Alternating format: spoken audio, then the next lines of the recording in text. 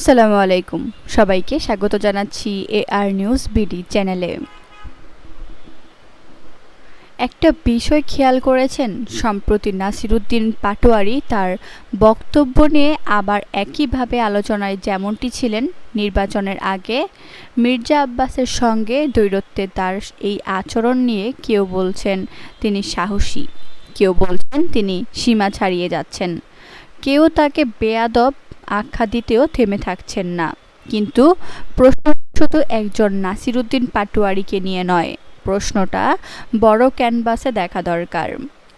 কোনো নতুন রাজনৈতিক নেতারা প্রায়ই সিনিয়রদের প্রকাশ্যে আক্রমণ করেন। এটা কি শুধু রাগ, নাকি এর পেছনে আছে ঠান্ডা মাথার কোনো হিসাব? ভাবুন, আপনি রাজনীতিতে নতুন, আপনার দলের লাখো কর্মীও হয়তো আপনার নাম ভালো করে চেনে না। এমন অবস্থায় আপনি কি করবেন? 10টা সাধারণ বক্তব্য দেবেন, নাকি এমন একজনকে চ্যালেঞ্জ করবেন যার নাম প্রতিদিন সংবাদের শিরোনামে থাকে? রাজনীতির একটা পুরনো নিয়ম আছে, খ্যাতি অর্জনের সবচেয়ে দ্রুত উপায় হলো সবচেয়ে পরিচিত মানুষটিকে চ্যালেঞ্জ করা। এখানেই আসে অ্যাটেনশন পলিটিক্স বা মনোযোগের রাজনীতি। আজকের রাজনীতিতে সবচেয়ে দামি সম্পদ ক্ষমতা নয়, সবচেয়ে দামি সম্পদ হলো মানুষের মনোযোগ। সোশ্যাল মিডিয়ার যুগে 40 মিনিটের বক্তৃতা কেউ দেখে না, কিন্তু 20 সেকেন্ডের একটি তীক্ষ্ণ বাক্য কোটি মানুষের কাছে পৌঁছে যায়। তাই অনেক নেতা এমন একটা কথা বলার চেষ্টা করেন যেটা পরদিন সব টকশো, ফেসবুক, ইউটিউবে আর সংবাদ মাধ্যমের শিরোনাম হবে। রাজনৈতিক বিশ্লেষণ আরও গভীরে যায়। নতুন দল বা নতুন নেতা যখন মাঠে নামে, তাদের সবচেয়ে বড় সমস্যা হলো পরিচিতির অভাব। তারা চাইলেও সহজে পুরনো দলগুলোর মতো সংগঠন বা নেটওয়ার্ক গড়ে তুলতে পারে না। তাই তারা সংঘাতও বেছে নেয়, কারণ সংঘাতই সবচেয়ে দ্রুত মিডিয়া কভারেজ এনে দেয়। প্রতিষ্ঠিত নেতাদের আক্রমণ করে একজন নতুন নেতা দুটো কাজ একসঙ্গে করেন। 1. নিজেকে পুরনো অবস্থানের বিরোধী হিসেবে দাঁড় করান। 2. নিজের অবস্থানকে নৈতিক উচ্চতায় তুলে ধরেন। এটি এক ধরনের রাজনৈতিক ব্র্যান্ডিং।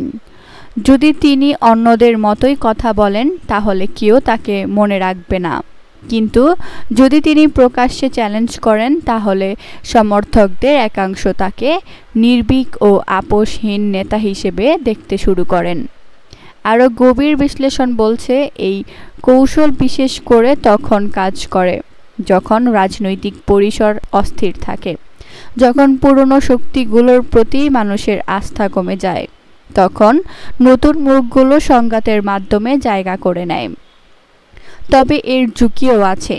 যখন ব্যক্তিগত আক্রমণই আলোচনার কেন্দ্র হয়ে যায়, তখন অর্থনীতি, শিক্ষা, স্বাস্থ্য, কর্মসংস্থান সব আড়ালে চলে যায়।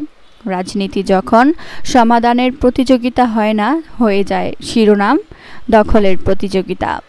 দীর্ঘমেয়াদে এটি বিপজ্জনকও হতে পারে, কারণ মানুষ একসময় প্রশ্ন করতে শুরু করে, শুধু আলোচনা করে কি হবে? বিকল্প কি?